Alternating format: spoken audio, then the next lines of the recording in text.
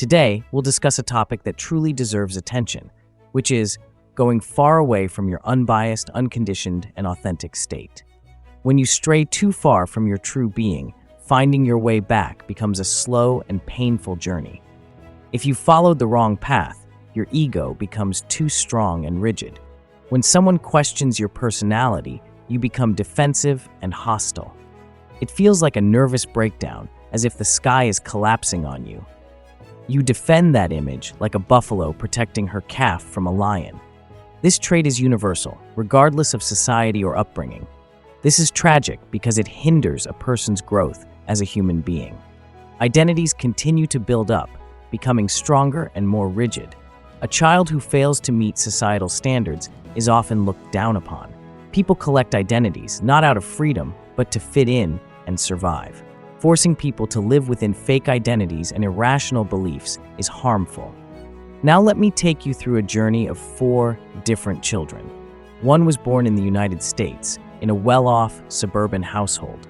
He was taught that success means having a good degree, a startup, or a 6-figure income. He loved painting, but was told that's a hobby, not a career. He studied finance, worked in tech, and posted curated photos on social media. But deep down, he often felt hollow, despite all the right steps he took. Now look at the child born in a rural village in Africa.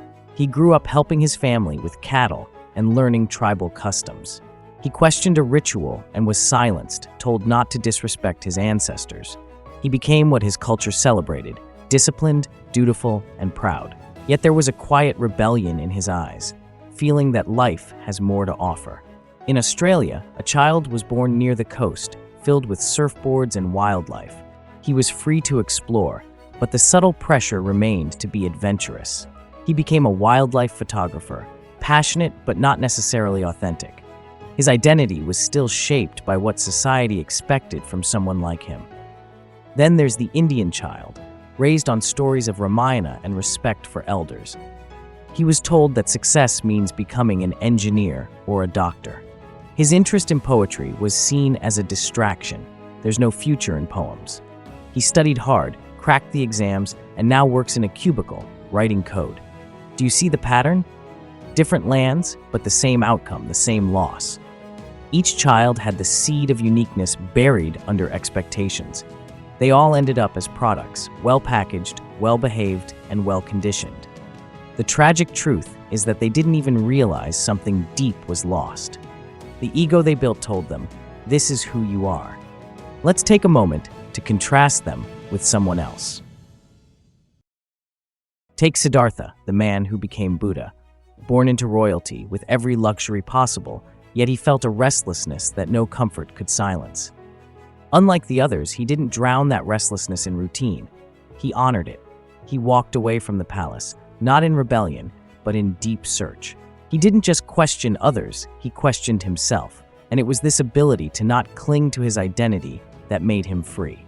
Or consider Socrates, living in democratic Athens, where people debated ideas every day. But he saw through the illusion that words were being used to appear wise, not to seek truth. And so he became a mirror to society, asking uncomfortable questions. "Know thyself," he said, and for that, society poisoned him. And then someone like Ayn Rand, raised in Soviet Russia, amidst propaganda and collective morality, but instead of becoming a loyal citizen, she became a rebel of thought. She questioned the idea of sacrifice as virtue. She challenged conformity dressed as morality, and for this, she was hated. What did all these people have in common? They were conditioned too, but they didn't become only that. They saw the mask and refused to live behind it. They experienced ego collapse, and instead of defending it like a calf, they let it die. And what emerged wasn't emptiness, it was clarity. This is what separates the unconscious from the wise. Not knowledge, but courage. The courage to not protect the lie you've told yourself. The courage to live without a borrowed identity. The courage to walk alone, not in pride, but in honesty. Because the honest path is always walked alone at first. And this is where the true self begins to breathe.